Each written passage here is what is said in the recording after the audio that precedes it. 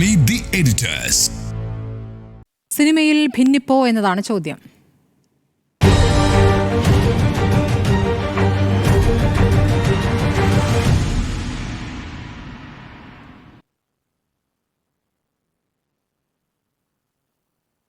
ഉണ്ണിബാലകൃഷ്ണൻ, വാർത്താ സമ്മേളനം, അതിനുശേഷമുള്ള ഫേസ്ബുക്ക് പോസ്റ്റ്, അതിനുശേഷമുള്ള ചില പ്രതികരണങ്ങൾ മലയാള സിനിമയിൽ ഭിന്നിപ്പാണോ?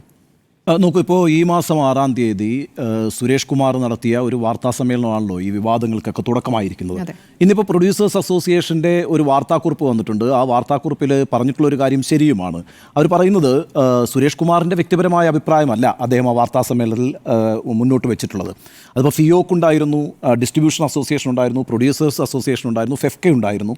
ഇവരുടെയൊക്കെ ഒരു സംയുക്ത സമ്മേളനത്തിന് ശേഷം അവിടെ നടന്ന ചർച്ചകളുടെ അടിസ്ഥാനത്തിൽ അവരെടുത്ത തീരുമാനങ്ങൾ ഉത്തരവാദിത്തപ്പെട്ടൊരു ഭാരവാഹി എന്നുള്ള നിലയ്ക്ക് സുരേഷ് കുമാർ വാർത്താമാധ്യമങ്ങളോട് പറയുകയാണ് ചെയ്തത്. അപ്പോൾ അർത്ഥത്തിൽ നമ്മളിപ്പോൾ സംസാരിക്കുന്നത് സുരേഷ് കുമാറിനെതിരായിട്ടല്ല, മറിച്ച് സുരേഷ് കുമാർ പറഞ്ഞ ചില കാര്യങ്ങളെ സംബന്ധിച്ചാണ്, അതുമായി ബന്ധപ്പെട്ടുണ്ടായിട്ടുള്ള വിവാദങ്ങളെ സംബന്ധിച്ചാണ്. നോക്കൂ, ഇതിനകത്ത് സുരേഷ് കുമാർ ആദ്യം പറഞ്ഞൊരു കാര്യം മലയാള സിനിമ വലിയ പ്രതിസന്ധിയെ നേരിടുന്നു എന്നുള്ളതാണ്. എന്തുതരം പ്രതിസന്ധിയാണത്? അത് വലിയ സാമ്പത്തിക പ്രതിസന്ധിയാണ്. അതിന് അദ്ദേഹം ചില ഡാറ്റകൾ പറയുന്നുണ്ട്. ഇപ്പോൾ കഴിഞ്ഞ വർഷം 200ഓളം സിനിമകൾ റിലീസ് ചെയ്യപ്പെട്ടിട്ടുണ്ട്. അതിൽ കേവലം 24 സിനിമകൾ മാത്രമാണ് ഹിറ്റായിട്ടുള്ളത് എന്ന് അദ്ദേഹം പറയുന്നു. 176 സിനിമകളും നഷ്ടമായി എന്നുകൂടി അദ്ദേഹം പറയുന്നുണ്ട്.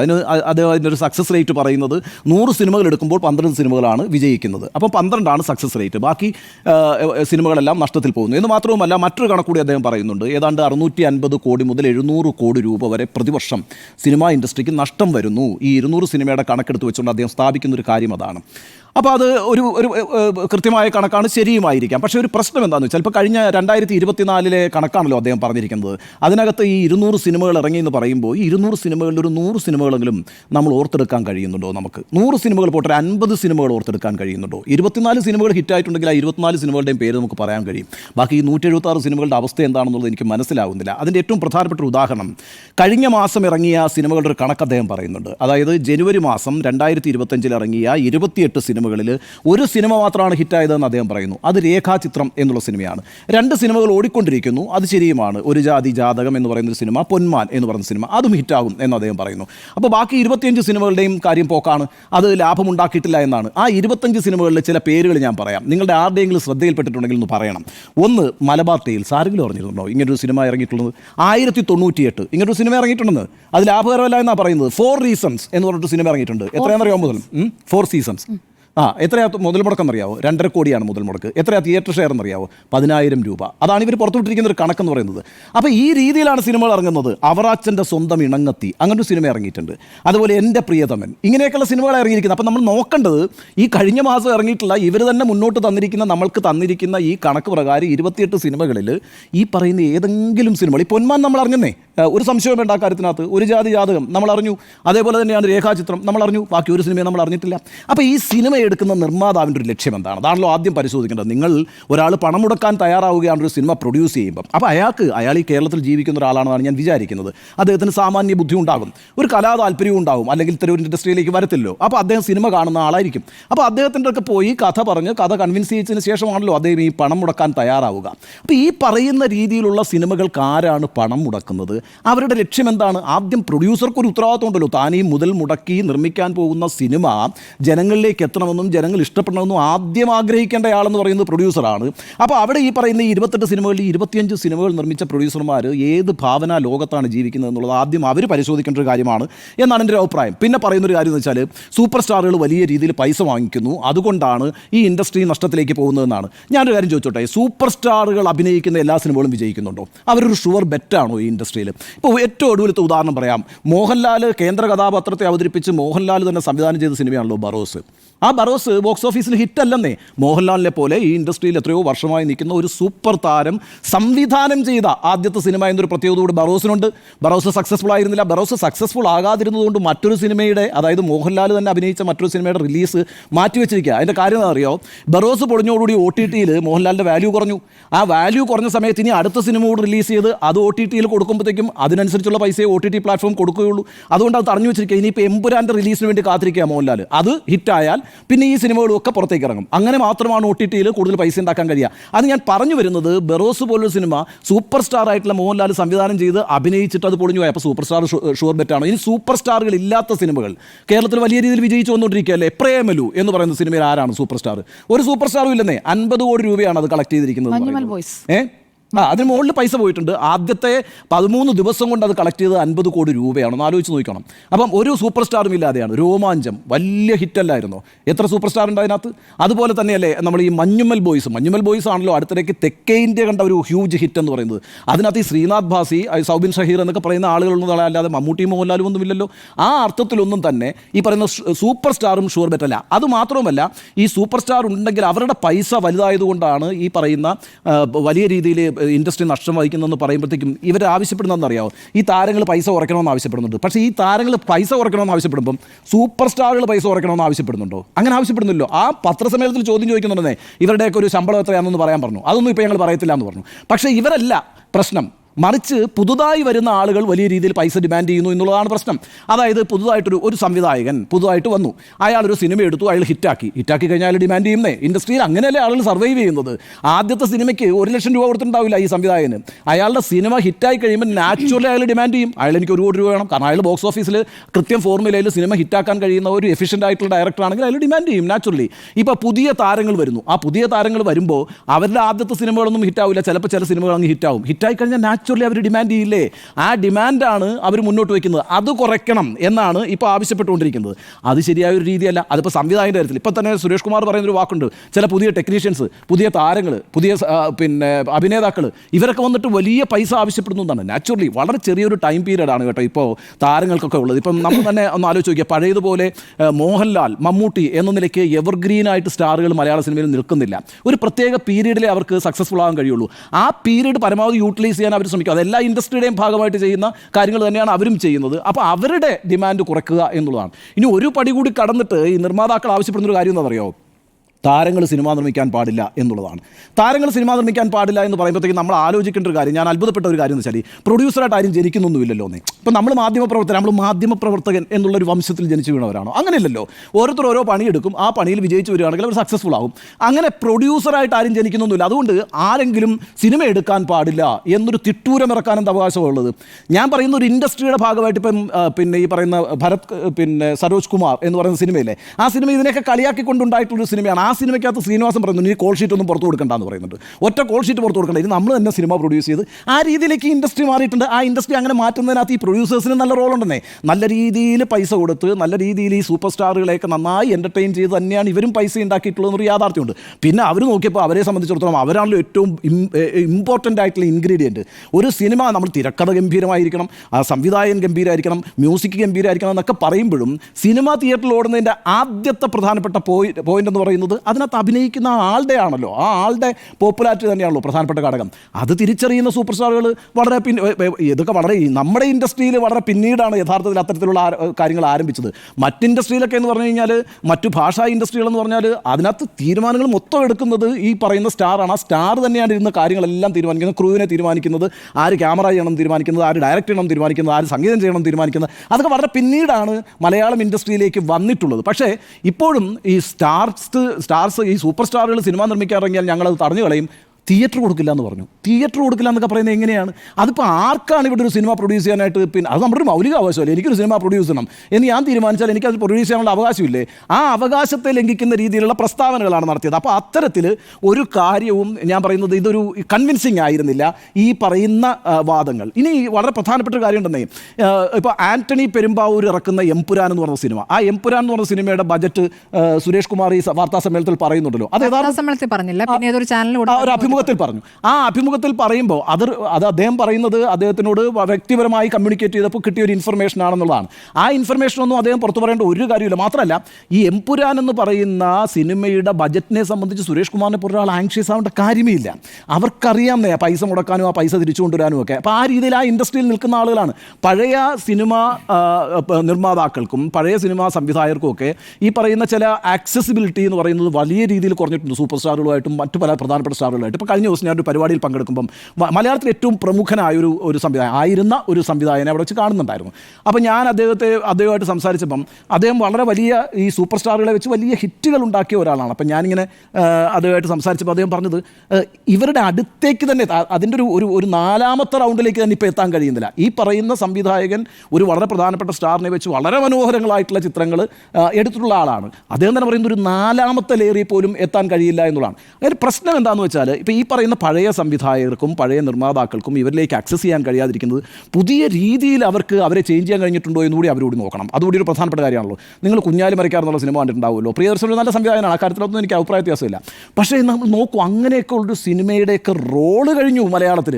അങ്ങനെയുള്ള കുറേ ടെക്നോളജിയെ ഉപയോഗിച്ചു എന്നുള്ളത് കൊണ്ടൊന്നും സിനിമ അങ്ങോട്ട് ആളുകൾ അക്സെപ്റ്റ് ചെയ്യത്തൊന്നുമില്ല. ഒരു ടെക്നോളജി ഇല്ലാതെ തന്നെ പ്രേമലൂഹൊക്കെ പോലുള്ള സിനിമകൾ, രോമാഞ്ചമൊക്കെ പോലുള്ള സിനിമകൾ ആളുകൾ അക്സെപ്റ്റ് ചെയ്യുന്നത് ആ രീതിയിൽ വലിയ ഫ്രെയിമും മനോഹരമായിട്ടുള്ള ലൈറ്റിങ്, വളരെ പ്രത്യേക തരത്തിലുള്ള ആംബിയൻസ് ഒന്നും സൃഷ്ടിച്ചുകൊണ്ടല്ല, വളരെ ലൈവ്ലി ആയ ഒരു കഥ പറഞ്ഞു പോവുകയാണ്. ഈ കോവിഡിന് ശേഷം മലയാള സിനിമയിൽ വന്നിട്ടുള്ളൊരു വലിയ മാറ്റമുണ്ട്. ഇപ്പോൾ തണ്ണീർമത്തൻ ദിനങ്ങൾ എന്ന് പറഞ്ഞ സിനിമ വലിയ ഹിറ്റായിരുന്നു.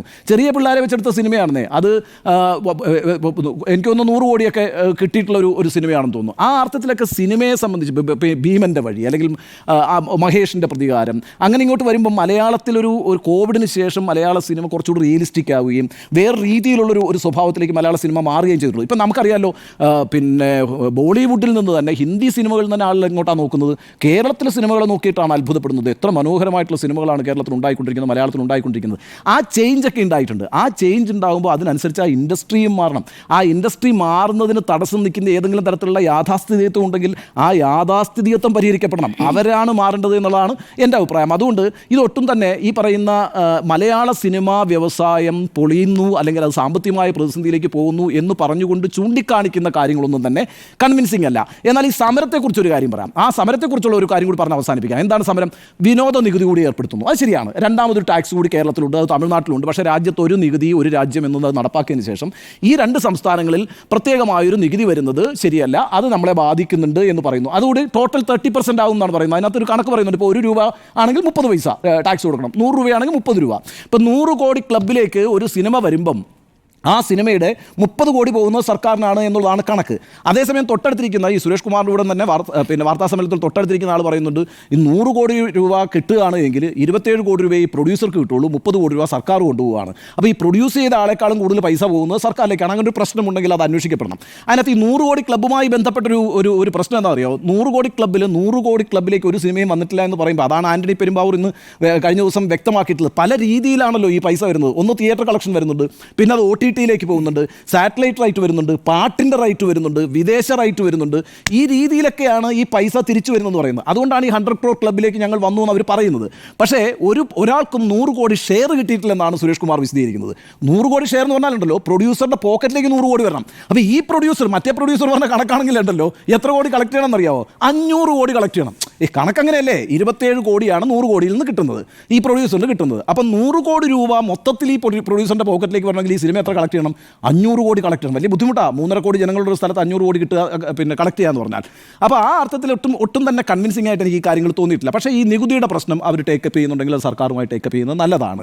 രണ്ടാമത്തെ ഒരു പ്രശ്നം അവർ പറഞ്ഞിട്ടുള്ളത് വൈദ്യുതിയുടെ പ്രശ്നമാണ്. ഏതാണ്ട് 750ഓളം സിനിമാ തിയേറ്ററുകൾ സംസ്ഥാനത്തുണ്ട് എന്ന് പറയുന്നു. അവർക്ക് ആ വൈദ്യുതിയുടെ വലിയ ചാർജ് വരുന്നത് എക്സിബിറ്റേഴ്സിനെ ബാധിക്കുന്ന ഒരു വിഷയമാണെന്ന് പറയുന്നു. ആ വിഷയങ്ങളൊക്കെ തന്നെയും സർക്കാരുമായി ഉയർത്തേണ്ടതാണ്. പക്ഷേ ഇവരിപ്പോൾ സമരം പ്രഖ്യാപിച്ചിരിക്കുന്ന എതിരായിട്ടാണെന്ന് അറിയാമോ? ഈ ജനങ്ങൾക്ക് എന്തോ ഒരു ഉത്തരവാദിത്വം ഉണ്ടെന്നുള്ള മട്ടിലാണ്. ജൂൺ 1 തീയതി മുതൽ ഞങ്ങൾ കംപ്ലീറ്റ് ഷട്ട് ഡൗണിലേക്ക് പോവുകയാണ്, no shooting, no exhibition, no distribution ഒന്നും ഉണ്ടാവില്ല എന്ന് പറഞ്ഞിട്ട് ഈ ജനങ്ങൾക്കെതിരായിട്ട് സമരം ചെയ്യുമ്പോൾ നിങ്ങൾ വ്യക്തമാക്കേണ്ട ഒരു കാര്യം, ജനങ്ങൾ ഇതിനകത്ത് എന്ത് പിഴച്ചു എന്നുള്ളതാണ്. ജനങ്ങൾക്ക് സിനിമ കാണാനുള്ള അവകാശമുണ്ടല്ലോ, അവർക്ക് തിയേറ്ററിൽ പോകാനുള്ള അവകാശമുണ്ടല്ലോ. അവർ സിനിമ കണ്ടിട്ട് നിങ്ങളിലേക്ക് പൈസ തരുകയും അങ്ങനെ ഈ ഇൻഡസ്ട്രി നിലനിർത്തുകയും ചെയ്യുന്ന ആളുകൾക്കെതിരായിട്ട് ആ സമരം പ്രഖ്യാപിച്ചിരിക്കുന്നത്. എന്നാൽ ഇത് നിങ്ങൾക്കൊരു വട്ടമേശയ്ക്ക് ചുറ്റും പരിഹരിക്കാവുന്ന പ്രശ്നമാണ്. ഇപ്പോൾ ഒരു ഉദാഹരണം പറയാം. ഈ വാർത്താ സമ്മേളനം നടത്തിയ സുരേഷ് കുമാർ ഒരു ആക്ടർ കൂടിയാണല്ലോ. അദ്ദേഹം താരസംഘടനയിൽ അംഗമാണ്. അദ്ദേഹത്തിന് ഈ പ്രശ്നം അവിടെ ഉന്നയിക്കാം. അതേപോലെ തന്നെ അവിടെ അംഗമായിരിക്കുന്നത് ദിലീപ് വലിയ പ്രൊഡ്യൂസർ അല്ലേ? ദിലീപ് ഇപ്പുറത്ത് പ്രൊഡ്യൂസേഴ്സ് അസോസിയേഷനുള്ള ആളാണ്. അവിടെ വന്നിട്ട് അദ്ദേഹത്തിന് ഈ പ്രശ്നം സംസാരിക്കാം. അപ്പോൾ ഇനിയിപ്പോൾ താരങ്ങളുമായി ബന്ധപ്പെട്ടാണെങ്കിൽ അവരുമായിട്ടിരുന്ന് ചർച്ച ചെയ്യാം. ഇവർക്കൊക്കെ സംഘടനകൾക്കൊരു സംയുക്തമായ ഫോറം ഒക്കെ ഉണ്ടല്ലോ. അപ്പോൾ അതിനകത്തിരുന്ന് നിങ്ങൾ ചർച്ച ചെയ്ത് പരിഹരിക്കേണ്ട ഒരു വിഷയമാണ് ഇപ്പോൾ എടുത്ത് പുറത്തേക്ക് ഇട്ടിട്ട് ഇതൊരു വലിയ വിവാദമാക്കിയിരിക്കുന്നത്. അതുകൊണ്ട് ഇപ്പോൾ സിനിമയിൽ നടക്കുന്ന ഈ വിവാദം എന്ന് പറയുന്നത് ഒട്ടും തന്നെ ആരോഗ്യം ആരോഗ്യകരമല്ല, അത് സമൂഹവുമായി അതിന് യാതൊരു ബന്ധവുമില്ല, സമൂഹത്തിന് യാതൊരു ഉത്തരവാദിത്വവുമില്ല. നിങ്ങളിപ്പോൾ വെല്ലുവിളിക്കുന്നത് സമൂഹത്തെയാണ്, നിങ്ങളിപ്പോൾ കളിയാക്കുന്നത് സമൂഹത്തെയാണ്. അതെന്ത് തന്നെയായാലും ആ ഭാഗം മാറ്റിവെച്ചുകൊണ്ട് സർക്കാരുമായി ബന്ധപ്പെട്ട വിഷയങ്ങൾ ഉന്നയിക്കുകയും ആ പ്രശ്നത്തിനൊരു പരിഹാരം നേടിയെടുക്കാൻ വേണ്ടി നിങ്ങൾക്ക് ശ്രമിക്കാവുന്നതുമാണ്. മറിച്ച് മനുഷ്യരെ വിഡ്ഢികളാക്കുന്ന ഇത്തരത്തിലുള്ള പ്രസ്താവങ്ങളുമായിട്ട് നിങ്ങൾക്കിടയിലെ തമ്മിലടി അങ്ങാടിയിൽ വന്ന് പാട്ടാക്കേണ്ട ഒരാവശ്യവും ഉണ്ടായിരുന്നില്ല. അതുകൊണ്ട് ഈ അർത്ഥത്തിൽ ഇതൊരു അനാവശ്യ വിവാദമാണെന്ന് ഞാൻ വിചാരിക്കുന്നു. എന്ന് മാത്രവുമല്ല, മലയാള സിനിമാ രംഗത്ത് ഇവർ ഈ പറയുന്നത് പോലെ അത്ര വ്യാപ്തിയുള്ളൊരു പ്രതിസന്ധി ഉണ്ട് എന്നും ഞാൻ കരുതുന്നില്ല.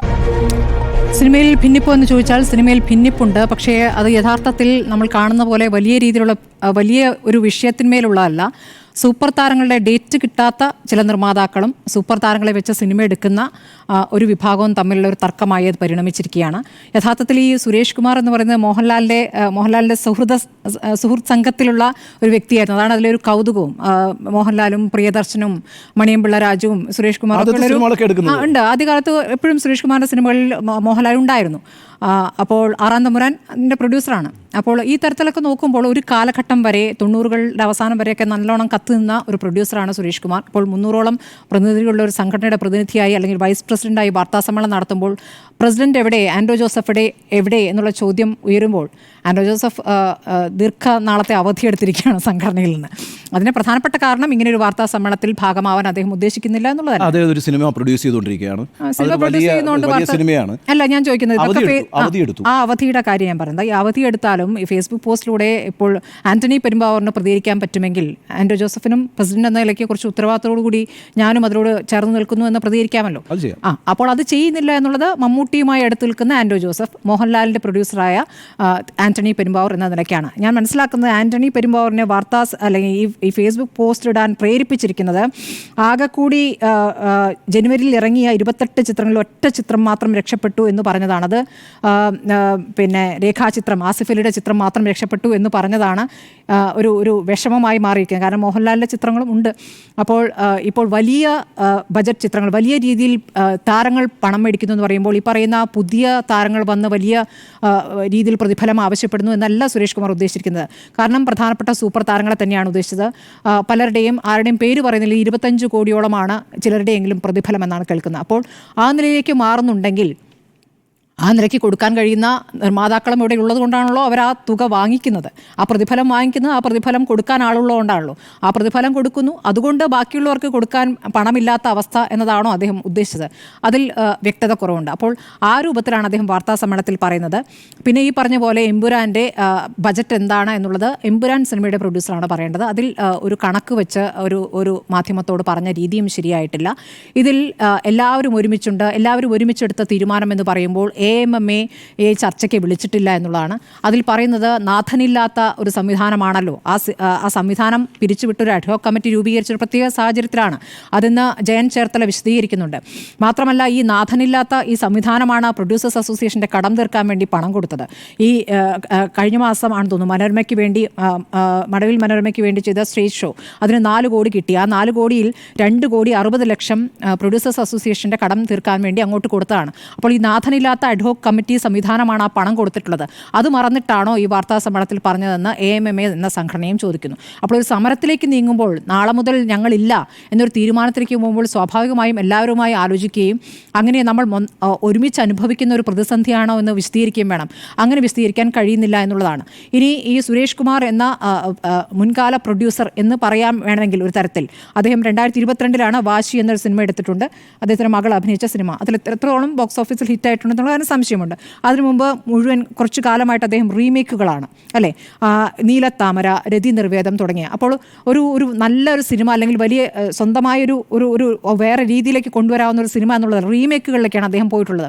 ഈ പറയുന്ന അതിനു മുമ്പുള്ള ആറാം തമ്പുരാൻ പോലുള്ള നല്ല ബോക്സ് ഓഫീസ് ഹിറ്റായിട്ടുള്ള കാലങ്ങളോളം ഹിറ്റായി നിൽക്കുന്ന സിനിമകളൊക്കെ നിർമ്മിച്ചിട്ടുണ്ട്, ശരിയാണ്. പക്ഷേ ഈ കാലത്തേക്ക് എത്തുമ്പോൾ ഈ പഴയകാല പല നിർമ്മാതാക്കളായാലും പല സംവിധായകരായാലും ഔട്ട്ഡേറ്റഡ് ആയി പോകുന്നത് ഇപ്പോഴത്തെ സാഹചര്യത്തിൽ അവർക്ക് നിലനിൽപ്പിന് പറ്റാത്ത രീതിയിൽ അല്ലെങ്കിൽ പുതിയ വിഷയങ്ങളുമായി പുതിയ രീതിയിൽ സിനിമ എടുക്കാൻ പറ്റാത്തതുകൊണ്ടാണോ എന്നുള്ളത് അവർ പരിശോധിക്കേണ്ട കാര്യമാണ്. പിന്നെ ഇവിടെ ഈ വരുന്ന പുതിയ ആൾക്കാരും പുതിയ ടെക്നീഷ്യൻസും പൈസ മേടിക്കുന്നവർ ഇവരൊക്കെ തന്നെയും സിനിമ പഠിച്ചു വരുന്നവരും ആ നിലയ്ക്ക് പണം ചെലവഴിച്ച് പഠിച്ചു വരുന്നവരും അല്ലെങ്കിൽ ലോക സിനിമകൾ കണ്ടിട്ടുള്ളതും ആ രൂപത്തിലൊക്കെ വലിയ വിപ്ലവം സൃഷ്ടിക്കുന്നതാണ്. കഴിഞ്ഞ വർഷമാണ് ഏറ്റവും കൂടുതൽ നല്ല ചിത്രങ്ങൾ ഉണ്ടായിട്ടുള്ളത്. അതിൽ ആരും തന്നെ സൂപ്പർ താരങ്ങൾ അഭിനയിച്ച ചിത്രങ്ങളല്ല. ഇപ്പോൾ 2025 പുതിയ ചിത്രങ്ങൾ വരുന്നുണ്ട്. വന്നുകൊണ്ടിരിക്കുന്നു, പുതിയ പരീക്ഷണങ്ങൾ നടക്കുന്നു. ഇനിയിപ്പോൾ ഈ പ്രൊഡ്യൂസേഴ്സ് ഒന്നും ഇല്ല എന്ന് വിചാരിക്കുന്നു. ബോളിവുഡിലെ ബാനറുകൾ ഇവിടേക്ക് വരുന്നുണ്ട്.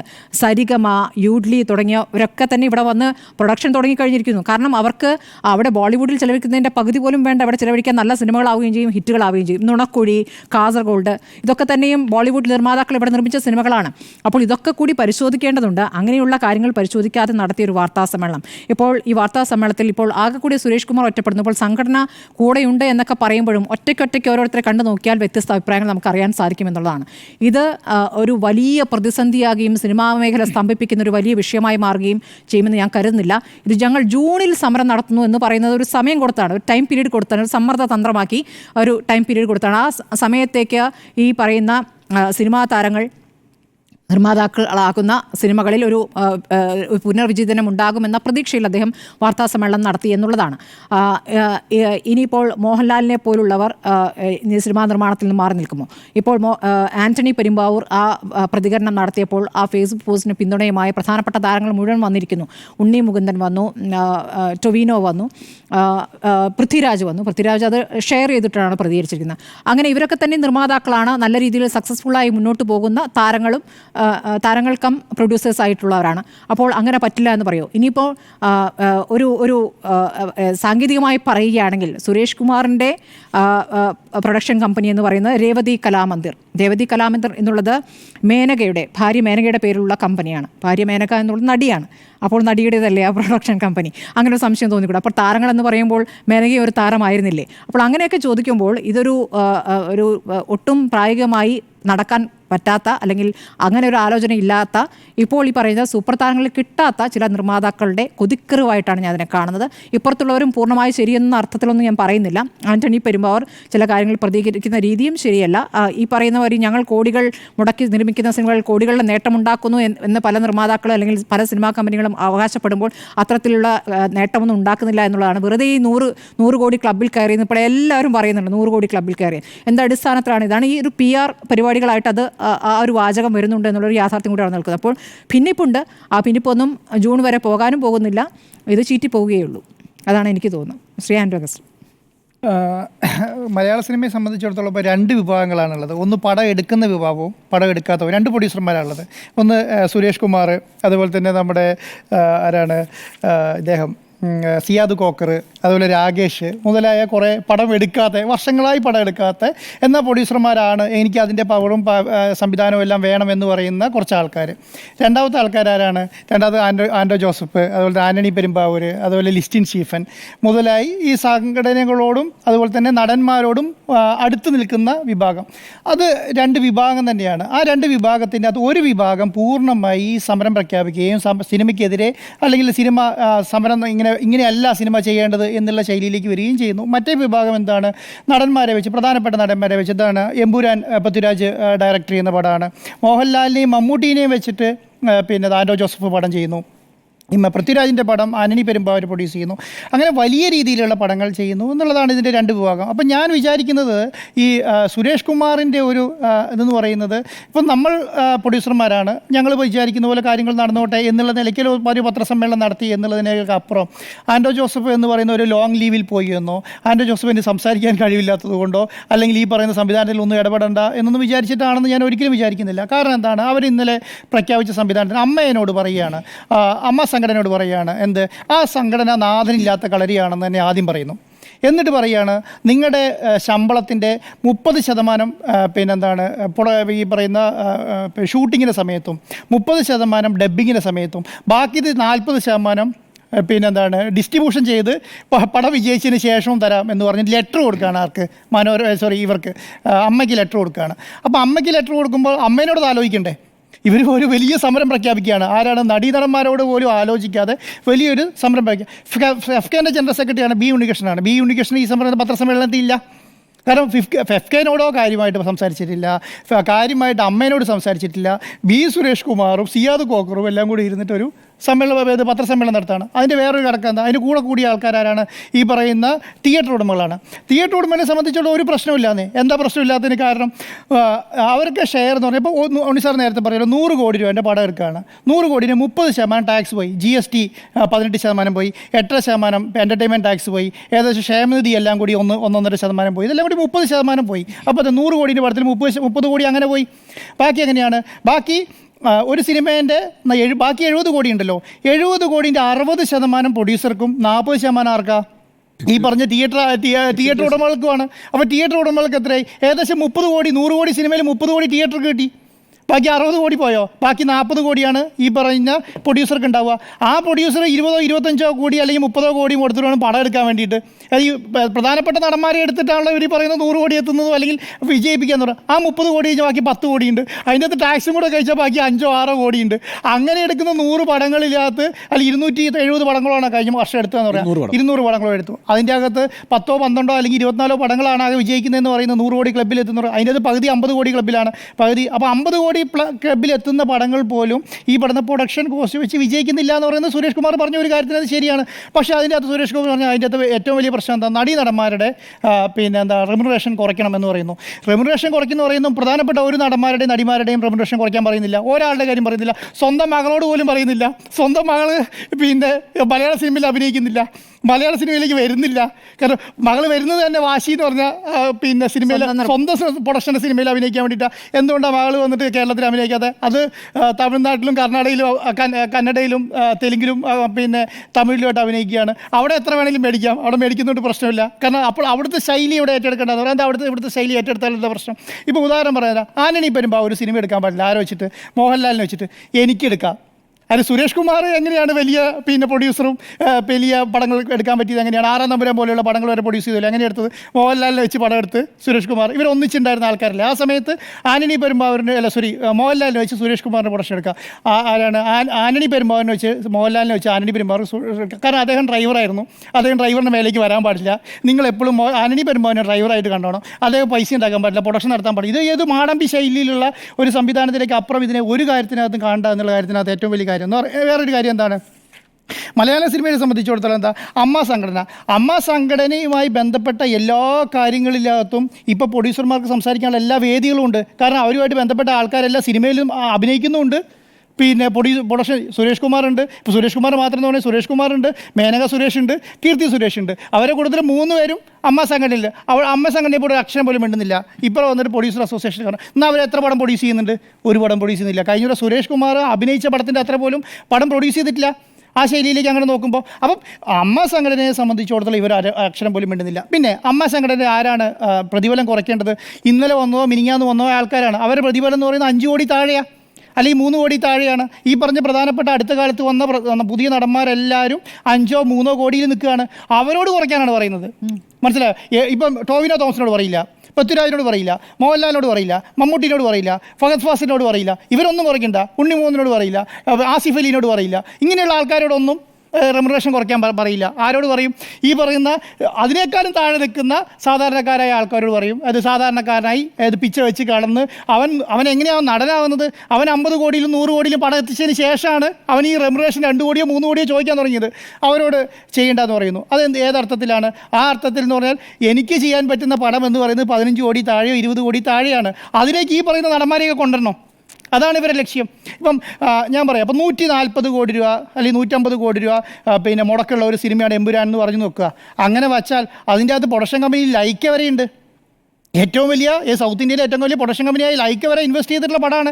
അപ്പോൾ എന്താണ് പറയുന്നത്? അത് നമുക്ക് MGF-നെ പോലെയോ അല്ലെങ്കിൽ പറയുന്ന എന്താണ് ഹോളിവുഡ് പടങ്ങളെ പോലെ എത്തില്ല എന്നാണ് പറയുന്നത്. അതെങ്ങനെ എത്തില്ല എന്ന് പറയുന്നത്? എന്തുകൊണ്ട് അങ്ങനെ ഒരു ഇനിഷ്യേറ്റീവ് കേരളത്തിന് എടുത്തുകൂടാ? അത് എടുക്കാൻ പറ്റിയ ആൾക്കാരെന്ന് പറഞ്ഞാൽ ഈ മോഹൻലാലും മമ്മൂട്ടിയും പൃഥ്വിരാജും മാത്രമേ ഉള്ളൂ. അതിൽ കൂടുതൽ വലിയൊരു ഇൻവെസ്റ്റ്മെൻറ്റ് നടത്താൻ പറ്റില്ല അവരെ കൊണ്ട്. ആർക്കൊണ്ട്? ഈ പറഞ്ഞ കേരളത്തിൽ മാത്രം ഓടി തോറ്റിട്ടുണ്ടെങ്കിൽ അത് സഹിക്കാൻ പറ്റിയ പ്രൊഡ്യൂസർമാർ വളരെ കുറവാണ്. അത് സഹിക്കാൻ പറ്റിയ സമയത്ത് റെമ്യൂണറേഷൻ അത്രയും കുറച്ച് ഒഴിവാക്കി അവരെ സ്വന്തം പടമാണെങ്കിൽ മാത്രമേ ചെയ്യാൻ പറ്റുള്ളൂ. അത് ആന്റണി പെരുമ്പാവൂർ ചെയ്യുന്നതുകൊണ്ട് തെറ്റ്. അതിനകത്ത് തെറ്റുണ്ടെന്ന് ഞാൻ വിചാരിക്കുന്നില്ല, അല്ലെങ്കിൽ പിന്നെ പൃഥ്വിരാജ് ചെയ്യുന്നതിൽ തെറ്റുണ്ടെന്ന് ഞാൻ വിചാരിക്കുന്നില്ല. അവരെങ്കിലും ഇങ്ങനെ ഒരു ഇനിഷ്യേറ്റീവ് എടുത്താലേ. നമ്മൾ ബാഹുബലി വലിയ സിനിമയെന്ന് പറയും, ബാഹുബലി പ്രൊഡ്യൂസ് ചെയ്യാൻ പറ്റിയ എത്ര പ്രൊഡ്യൂസർമാരുണ്ട് കേരളത്തിൽ? എത്ര പ്രൊഡ്യൂസർമാർ കേരളത്തിൽ ചെയ്യും? അങ്ങനെ ഒരു ആർട്ടിസ്റ്റ് ഉണ്ട്, അങ്ങനെ ഒരു പിന്നെ ഡയറക്ടർ ഉണ്ടെങ്കിൽ പോലെ എത്ര പേര് കേരളത്തിൽ പ്രൊഡ്യൂസ് ചെയ്യും? ഒരു പ്രൊഡ്യൂസും ചെയ്യില്ല. അപ്പം അത് സുരേഷ് കുമാർ ആദ്യം തന്നെ വെട്ടുകയാണ്. ഈ പറയുന്നത് എമ്പുരാൻ പിന്നെ വലിയ സിനിമയാവാൻ സാധ്യതയില്ല, ബാഹുബലിനെ പോലെയോ MGF-നെ പോലെയോ ഒന്നും വലിയ സിനിമയാവാൻ സാധ്യതയില്ല എന്നുള്ളത് ആദ്യം തന്നെ സുരേഷ് കുമാർ പറയുകയാണ്. അപ്പോൾ സുരേഷ് കുമാറിന് എന്ന് പറഞ്ഞാൽ കൊതിക്കറവിന് അപ്പുറത്തേക്കുണ്ടോ ഒരു കാര്യമുണ്ടെന്ന് തന്നെ തോന്നില്ല. ആ ലെവലിലേക്കാണ് അദ്ദേഹത്തിൻ്റെ സംസാരവും ശൈലിയും ഒക്കെ പോയത്. ഇനി ഞാൻ അങ്ങനെ പറഞ്ഞിട്ട് ഈ പിൻവലിച്ചാൽ തീരുന്ന ഒരു കാര്യമല്ലല്ലോ. എന്താണ്, ഒരാളോടും ആലോചിക്കാതെ അമ്മയിൽ തന്നെ പ്രധാനപ്പെട്ട സിനിമ എടുക്കുന്ന ആരോടും ആലോചിച്ചിട്ടില്ല.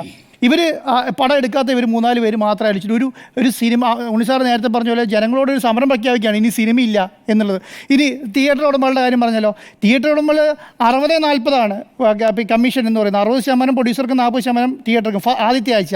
രണ്ടാമത്തെ ആഴ്ച എങ്ങനെയാണ്? 55 പിന്നെ 45 എന്നുള്ള നിലയ്ക്കാണ്. മൂന്നാമത്തെ ആഴ്ച 50-50 എന്നുള്ള നിലയ്ക്കാണ് അവരുടെ ഷെയർ എന്ന് പറയുന്നത്. ഈ മലയാള സിനിമ അങ്ങ് ഒഴിവാക്കിയിട്ടുണ്ടെങ്കിൽ ഇവർ എടുക്കാൻ പോകുന്ന സിനിമ ഏതാ? ഇവർ തിയേറ്റർ അടച്ചിടുമെന്ന് പറയുന്നില്ലല്ലോ, മലയാള സിനിമ എടുക്കില്ല എന്ന് പറയുള്ളൂ. തമിഴ്നാടിൻ്റെ അടുത്ത് എന്താ ബെനിഫിറ്റ് എന്നറിയോ? 55-45 5% കൂടുതൽ കിട്ടും അവിടെ തമിഴ് സിനിമകൾ ഓടിയാൽ. പിന്നെ 50-50 അടുത്ത ആഴ്ച 50-50 എന്ന് പറഞ്ഞ സിനിമ. അപ്പോൾ അത്രയും പൈസ ആർക്കാണ് കിട്ടുക? അത്രയും സമയത്ത് കിട്ടുന്നത് ഈ പറയുന്ന തിയേറ്റർ ഉടമകൾക്കാണ്. അപ്പോൾ കേരളത്തിലെ തിയേറ്റർ ഉടമകളെ സംബന്ധിച്ച് 700-ലധികം തിയേറ്ററുണ്ട് കേരളത്തിൽ ഇപ്പോൾ. അതുപോലെ 700 തിയേറ്റർ എന്ന് പറഞ്ഞാൽ നിങ്ങളൊന്ന് ആലോചിച്ച് നോക്കിക്കേ. ഒരാഴ്ച ഏകദേശം എല്ലാ സിനിമകളും ഒരു പരിധി വരെ നല്ല സിനിമകളെല്ലാം 450-500 തിയേറ്ററിൽ ഇപ്പോൾ റിലീസാകുന്നുണ്ട്. നമ്മൾ പറയുന്നത് പോലെ പണ്ടത്തെ പോലെ 150 തിയേറ്റർ 200 തിയേറ്റർ അല്ല ഇപ്പോൾ കേരളത്തിൽ. 700-750 തിയേറ്ററുണ്ട്. മൾട്ടിപ്ലക്സുകളും മറ്റു സംവിധാനമായിട്ട് 700-750 തിയേറ്ററുണ്ട്. ഈ 700-750 തിയേറ്ററിൽ ഒരു ദിവസം ഹൗസ്ഫുള്ളായിട്ട് ഒരു സിനിമ 500 തിയേറ്ററിൽ ഓടിയാൽ ഏകദേശം 4-4.5 കോടി രൂപ 5 കോടി രൂപ ഒരു ദിവസം കിട്ടും. മനസ്സിലായോ? ഒരാഴ്ച ഓടിയാൽ 2 ആഴ്ച ഓടിയാൽ തന്നെ 50 കോടിയിലേക്ക് എത്തും. അതുകൂടാതെ ഉണ്ണിസാർ നേരത്തെ പറഞ്ഞ പോലെ എന്താണ് പിന്നെ OTT, അതുപോലെ തന്നെ വിദേശ റൈറ്റ്, അതുപോലെ തന്നെ മ്യൂസിക്, സാറ്റലൈറ്റ്, ഇതിൻ്റെയൊക്കെ വരുമാനം കിട്ടും. അപ്പോൾ മലയാള സിനിമ എല്ലാം കൊണ്ടും തകർന്ന് തരിപ്പണമായി. ഇനി മലയാള സിനിമ എടുക്കാൻ പറ്റില്ല എന്ന് ഇതുമായി ബന്ധപ്പെട്ട് ജീവിക്കുന്ന ഒരുപറ്റം ജനങ്ങളുണ്ടെന്നേ. കാരണം അവർ സിനിമയായിട്ട് വർഷങ്ങളായിട്ട് ജീവിതം സിനിമയ്ക്ക് വേണ്ടി മാറ്റി വെച്ചിട്ടുള്ള ഒരുപറ്റം ജനങ്ങളുണ്ട്. അവരെയൊക്കെ കണ്ണടിച്ചിട്ടേക്കൊണ്ട് ഞാൻ സിനിമ എടുക്കുന്നില്ല, അതുകൊണ്ട് കേരളത്തിൽ ആരും സിനിമ എടുക്കണ്ട എന്ന് പറയുന്ന ശൈലിയിലേക്ക് മലയാള സിനിമേൻ്റെ പ്രൊഡ്യൂസർ അസോസിയേഷൻ മാറി എന്നുള്ളതാണ്. ഞാൻ ഒരിക്കലും അതൊരു പ്രൊഡ്യൂസർ അസോസിയേഷനായിട്ട് കൈകാര്യം ചെയ്യേണ്ട. ഇപ്പോൾ ഹൈജാക്ക് ചെയ്തിരിക്കുന്ന പ്രൊഡ്യൂസർ അസോസിയേഷൻ എന്ന് പറയുന്നത്. കാരണം എന്താണ്? മറ്റൊരു സിനിമ നടന്നുകൊണ്ടിരിക്കുകയാണ്. ഇപ്പം ആന്റണി പെരുമ്പാവൂരിനെ വെച്ച് ഒരു അക്ഷരം മിണ്ടാൻ പറ്റില്ല. പിന്നെ പൃഥ്വിരാജ്, പിന്നെന്താണ് ലിസ്റ്റ് ചീഫിന് ഒരു അക്ഷരം മിണ്ടാൻ പറ്റില്ല. പിന്നെ ആർക്കാണ്? ആൻഡോ ജോസഫിന് ഒരു അക്ഷരം മിണ്ടാൻ പറ്റില്ല. ഇപ്പോൾ പ്രൊഡക്ഷൻ നടന്നുകൊണ്ടിരിക്കുന്ന സിനിമകൾ എത്രയുണ്ട്? ഇവർ ഈ സിനിമകളോട് ഇത്ര ഭയങ്കര സ്നേഹമുള്ള ആൾക്കാരാണെങ്കിൽ ഇപ്പോൾ നടന്നുകൊണ്ടിരിക്കുന്ന പ്രൊഡക്ഷൻ കമ്പനികൾ വിളിച്ച് ചർച്ച ചെയ്തോ ഇത്ര പ്രൊഡക്ഷൻ നടക്കുന്നത്? അവർ ഇത് പേടിപ്പിക്കലാന്നേ. ഞാനിവിടെ ഉണ്ട് ജീവനോടെ എന്ന് നിങ്ങളൊക്കെ ഒന്ന് അറിഞ്ഞോളൂ എന്നുള്ള ശൈലിയിലുള്ള ഒരു സംവിധാനം നടത്തിയതിലേക്ക് അപ്പുറം ഒന്നും ഉണ്ടെന്ന് ഞാൻ ഇതിനകത്ത് വിചാരിക്കുന്നില്ല.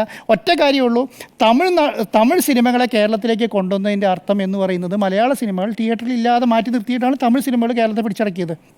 എല്ലാ തിയേറ്ററുകളും തമിഴ് സിനിമകൾ വന്നതുകൊണ്ടാണ് മലയാളിയിൽ തമിഴ് സിനിമകൾ കൂടുതൽ കാണാൻ തുടങ്ങിയത്. അങ്ങനെയാണ്. ഇനിയും ഇത് തന്നെ ശൈലി മുന്നോട്ട് കൊണ്ടുപോയി കഴിഞ്ഞാൽ പുതിയ വരുന്ന കുട്ടികൾക്ക്, ഞാൻ 10, 60, 70 വയസ്സായി, ഞാൻ ഈ കാലത്ത് മുഴുവൻ ഒരു 19 പടങ്ങൾ എടുത്തിട്ടുണ്ട്, ഇനി കേരളത്തിൽ പടങ്ങളൊന്നും വേണ്ട എന്ന് പറഞ്ഞാൽ ശരിയാവില്ലല്ലോ. ഇപ്പോൾ ഇരിക്കുന്ന 25 വയസ്സും 20 വയസ്സുമുള്ള കുട്ടികൾ മൊബൈൽ ഐഫോണിൽ സിനിമ എടുത്ത് വിജയിപ്പിക്കുന്ന കാലത്തേക്ക് വന്നു. അത്രയധികം ടെക്നോളജി കൊണ്ട് അവർ പഠിച്ച്, കാരണം എല്ലാ ഫിലിം ഇൻസ്റ്റിറ്റ്യൂട്ടിൽ പോയി പഠിച്ച പിള്ളേരാണെന്ന് വരുന്നത്, അല്ലാതെ ആകാശത്തുനിന്ന് പഠിച്ചിട്ടൊന്നുമല്ല. നല്ല ഇൻവെസ്റ്റ് ചെയ്ത് അതൊരു പാഷനാക്കി എടുത്ത് അതിനെക്കുറിച്ച് സിനിമയെക്കുറിച്ച് പഠിച്ചിട്ട് വന്ന കുട്ടികളാണെന്ന് സിനിമ എടുക്കുന്നത്. അവരിലെ ശൈലിയും അവരുടെ പ്രാപ്തിയും എന്ന് പറയുന്നത് അത്ര ചെറുതായിട്ട് കാണാൻ പറ്റില്ല. അപ്പം ഞാൻ പറയുന്നത് മലയാള സിനിമയിൽ 20 കോടി രൂപയിലോ 15 കോടി രൂപ താഴെ സിനിമ എടുക്കുന്ന ആൾക്കാർക്ക് ഇവരെന്ത് സപ്പോർട്ട് ചെയ്യുന്നു? ഈ പ്രൊഡ്യൂസർ അസോസിയേഷൻ എന്ത് സപ്പോർട്ട് ചെയ്യുന്നു? പുതിയതായിട്ട് സിനിമ എടുക്കാൻ വരുന്നവർക്ക് ഈ പ്രൊഡ്യൂസർ അസോസിയേഷൻ എന്ത് ചെയ്യുന്നു? ഇവർ ഈ പറയുന്ന 100 കോടിക്ക് മേലെയും 50 കോടിക്ക് മേലെയും 150 കോടി ആൾക്കാരുടെ ബഹളമല്ലേ ഇവർ പറഞ്ഞുകൊണ്ടിരിക്കുന്നത്? പുതിയ ആൾക്കാർ ഇവർ എങ്ങനെയാണ് സപ്പോർട്ട് ചെയ്യുന്നത്? എങ്ങനെയാണ് ഈ ഇൻഡസ്ട്രിയിലേക്ക് കൊണ്ടുവരാൻ വേണ്ടി നോക്കുന്നത്? പുതിയ തിയേറ്ററിൽ എങ്ങനെയാണ് ഇവർ എത്ര തിയേറ്റർ ഇവർ വാങ്ങിക്കൊടുത്തിട്ടുണ്ട്? ഇപ്പം തിയേറ്റർ ഓണറും പ്രൊഡ്യൂസറും കൂടെ ഒന്നിച്ചിരുന്നാണല്ലോ പത്രസമ്മേളനം നടത്തിയത്. ഈ പുതിയ വരുന്ന സിനിമകൾക്ക് എത്ര പേർക്ക് 100 തിയേറ്റർ വരെ ഒപ്പിച്ചു കൊടുത്തിട്ടുണ്ട്? ഒരു തിയേറ്ററിന് ഒപ്പിച്ചു കൊടുത്തിട്ടില്ല. ഇവർ അന്നേരം നോക്കുന്ന ആസിഫ് അലിക്ക് എത്ര പോയി, പിന്നെ പൃഥ്വിരാജിന് എത്ര പോയി, മോഹൻലാലിന് എത്ര പോയി എന്ന് നോക്കിക്കൊണ്ടിരിക്കുകയാണ്. അല്ലാതെ ഈ പുതിയ പിള്ളേർ എടുക്കുന്ന സിനിമകൾ എത്ര ഒരു മിനിമം ഒരു 100 തിയേറ്ററെങ്കിലും ഒരു പ്രൊഡ്യൂസർക്ക് കൊടുക്കണം എന്ന് ഇവർ മിനിമം ഈ പറയുന്ന തിയേറ്റർ ഉടമകളോട് പറഞ്ഞിട്ടുണ്ടോ? പറഞ്ഞിട്ടില്ല. അപ്പം ഇനി എന്താണ് ഇവർ ഉദ്ദേശിക്കുന്നതും ഇത് തന്നെയാണ്. ഇവരുടെ നമ്മുടെ കാലത്തോടു കൂടി പ്രളയം, നമ്മൾ കഴിഞ്ഞാൽ പിന്നെ പ്രളയമാണ്, നമ്മളോടുകൂടി ഇതെല്ലാം അവസാനിച്ചു എന്നുള്ള ശൈലിയിലേക്കാണ്. അപ്പം മലയാള സിനിമയിൽ ഒരു പോരുമില്ല. ഈ പോര് ശരിക്കും പറഞ്ഞാൽ വലിയൊരു ബോംബും കൊണ്ട് വന്നിട്ട് സ്വന്തം കയ്യിലിരുന്ന് പൊട്ടി എന്നുള്ളതാണ് സത്യം. സത്യം. സുജയ, സിനിമയിൽ ഭിന്നിപ്പാണോ? സിനിമയിൽ ഹേമ കമ്മിറ്റി റിപ്പോർട്ടിലൂടെ തന്നെ വ്യക്തമായ ഒരു കാര്യമുണ്ടല്ലോ. സിനിമയിൽ ഒരു പവർ ഗ്രൂപ്പ് ഉണ്ട്, ആ പവർ ഗ്രൂപ്പാണ് കാര്യങ്ങൾ തീരുമാനിക്കുന്നത് എന്നുള്ളത്.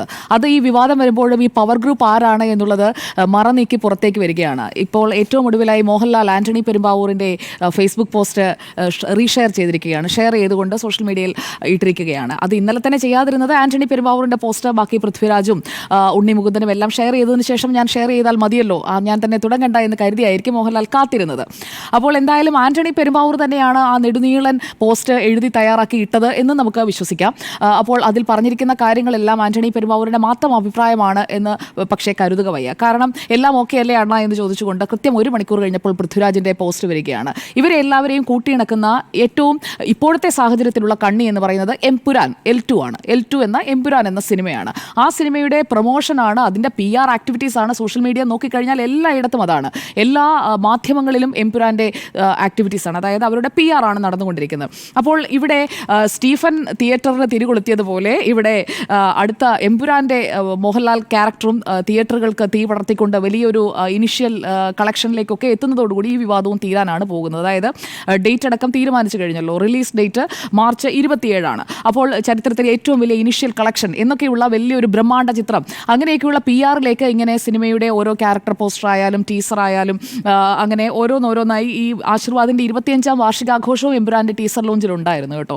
അപ്പോൾ അങ്ങനെ ഇതെല്ലാം കൂടി ഇവരിങ്ങനെ ഒരു സൈഡിൽ നിന്ന് ഇതെല്ലാം കൂടി ഒരു വലിയ സംഭവമാക്കി ഇങ്ങനെ അവതരിപ്പിച്ചുകൊണ്ട് വരുമ്പോഴാണ് സുരേഷ് കുമാർ ഇപ്പുറത്ത് മനോരമ ഓൺലൈനിലാണെന്ന് തോന്നുന്നു കൊടുത്ത ഒരു അഭിമുഖത്തിലെ ഒരു വാചകമാണ്. ആ വാചകം അതങ്ങനെ കോട്ട് ചെയ്യാനായി കൊടുത്ത ഒന്നല്ല എന്നതാണ് എനിക്ക് മനസ്സിലാക്കാൻ കഴിഞ്ഞത്.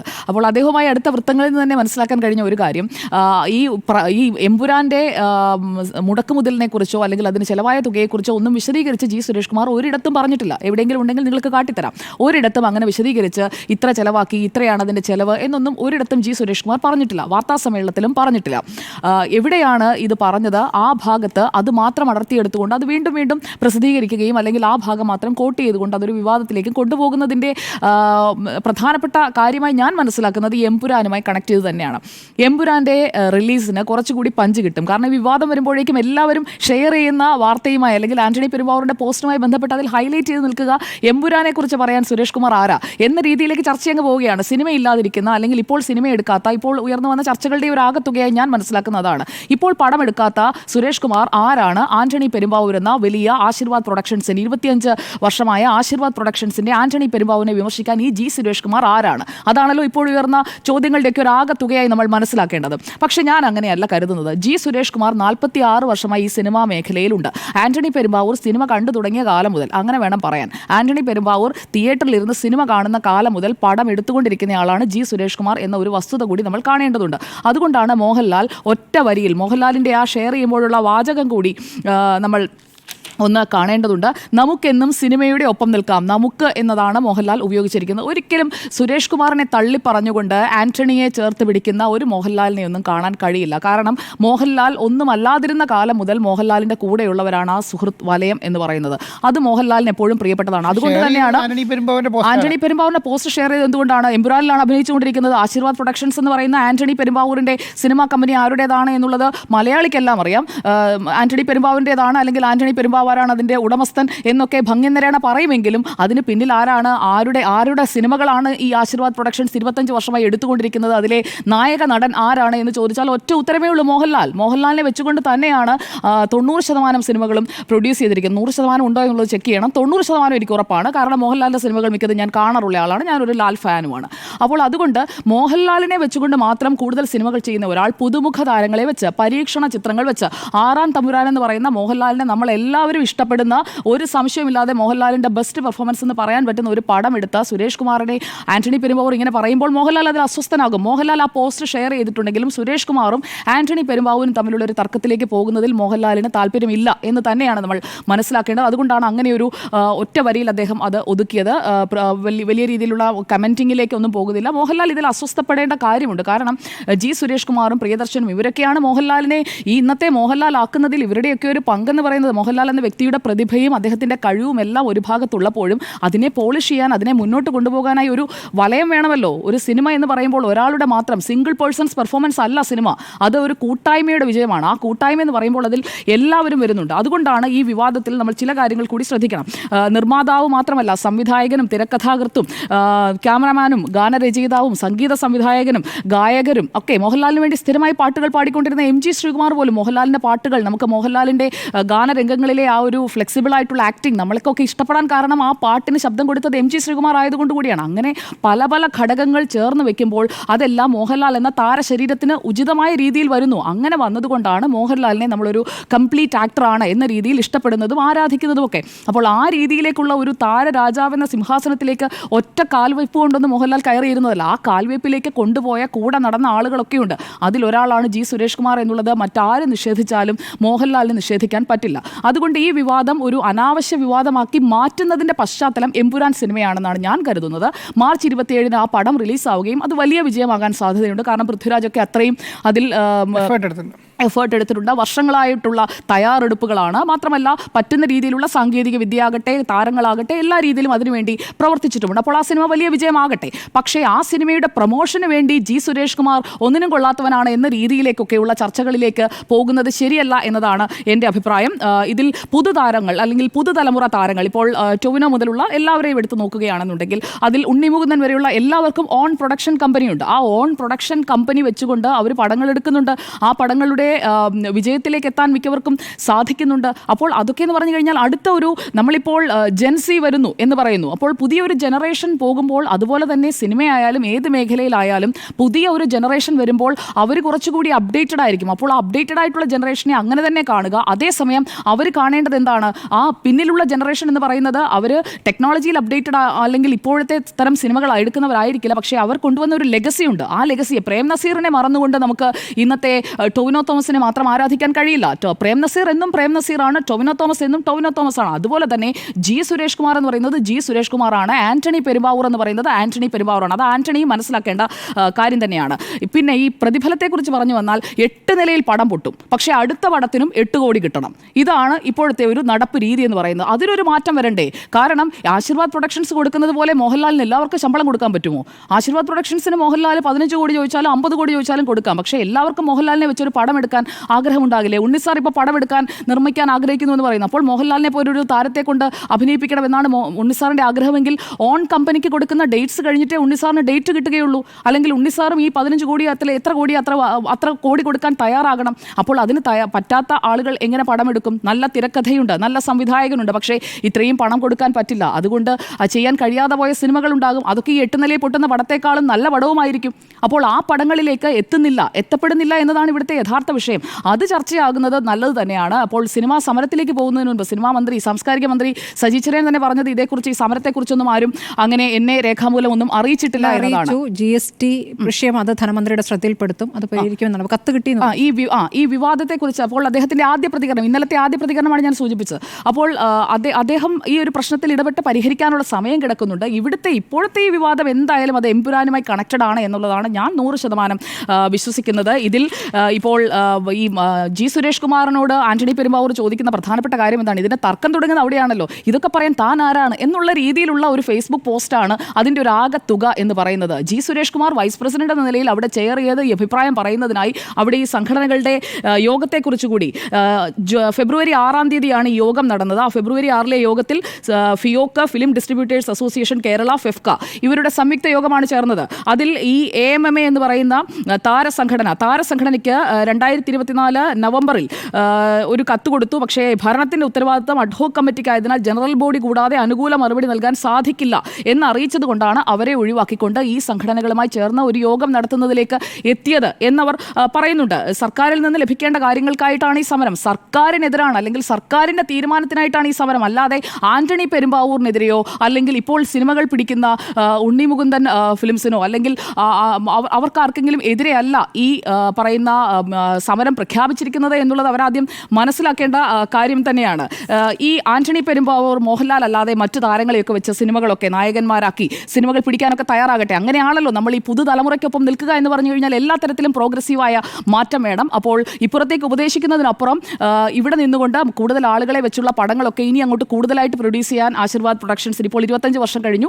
അടുത്ത വർഷങ്ങളിൽ കൂടുതലായി മറ്റു താരങ്ങളെയൊക്കെ വെച്ച് പുതിയ ആളുകളെയൊക്കെ വെച്ച് പടം പിടിക്കാനായിട്ട് ആശീർവാദ് പ്രൊഡക്ഷൻസ് തയ്യാറാകണം എന്നുള്ളതാണ് മറ്റൊരു അഭ്യർത്ഥന. ഇനി ഈ സിനിമാ നിർമ്മാതാവായി താരങ്ങളൊക്കെ വരുമ്പോഴേക്കും അവർ സിംഗിൾ ഡിസിഷൻ മേക്കേഴ്സ് ആയിട്ട് വരികയാണ്. അപ്പോൾ എല്ലാ കാര്യത്തിലും അവരുടേതായിരിക്കും തീരുമാനം. അത് ഏത് മേഖലയിലായാലും അങ്ങനെയുള്ള തീരുമാനങ്ങൾ വരുമ്പോഴേക്കും ആ കളക്റ്റീവായിട്ടുള്ള ചർച്ചകൾ കുറയും. അവർ തീരുമാനിക്കും ഇന്നയാൾ മതി, അവർ തീരുമാനിക്കും ഇന്ന നടി മതി. അപ്പോൾ പലരുടെയും അവസരങ്ങൾ പോവുകയും അവർ വീട്ടിലിരിക്കുകയുമാണ്. ഇത് ഞാൻ പറഞ്ഞതല്ല, Hema committee കണ്ടെത്തിയതാണ്.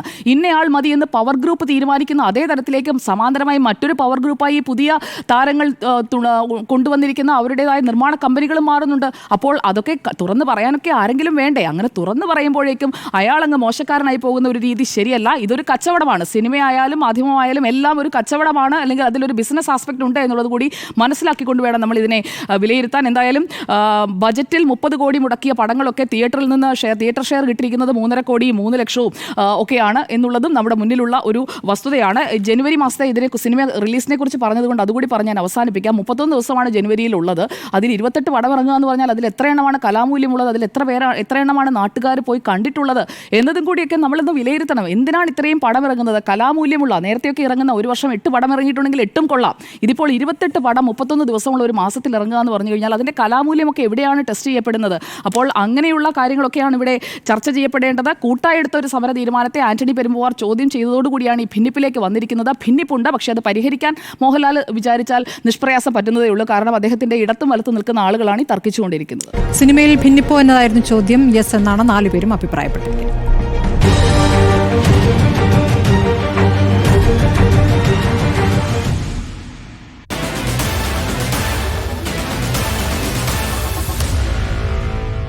Meet the editors.